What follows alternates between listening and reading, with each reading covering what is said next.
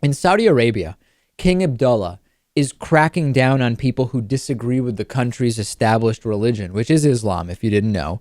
And according to some new laws there, people who don't believe in God can be considered terrorists and they can actually face jail time in certain circumstances. Not believing in God is, in short, not really an option in Saudi Arabia. The Middle Eastern country has issued new legislation that labels all atheists as potential terrorists who are a threat to public order. Article 1 of the new provisions define terrorism as, quote, calling for atheist thought in any form or calling into question the fundamentals of the Islamic religion on which this country is based. The kingdom has never been particularly friendly towards atheism. Islam is written directly into the constitution. It's the established state religion. It is a theocracy.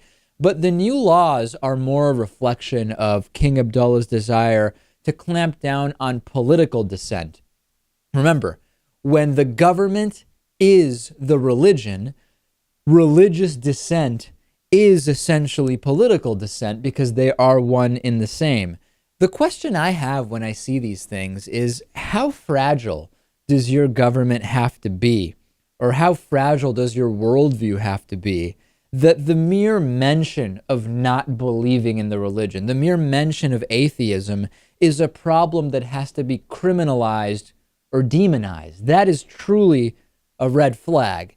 The question to American right-wingers is this, given that what is going on in Saudi Arabia is a few steps ahead of what so many in the American religious right want, law based on what the Bible says. On our last program, talking about Louis Gohmert saying that actually the way that our country was designed is that church does influence the state. Two men who love each other can't get married because that's what the Bible says, really pushing these theocratic type beliefs.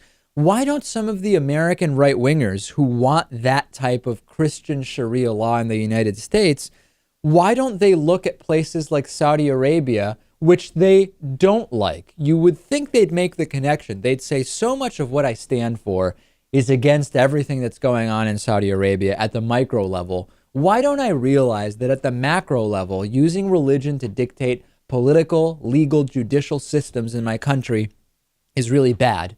And say, I am never going to mention the Bible when I think about what we should be doing in terms of gay marriage, what we should be doing in terms of abortion, in terms of sex education, in terms of education in general, when it comes to science education.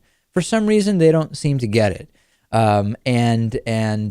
It's whenever we see these things happen overseas, it should really make us think about the Christian theocratic movement here in the United States.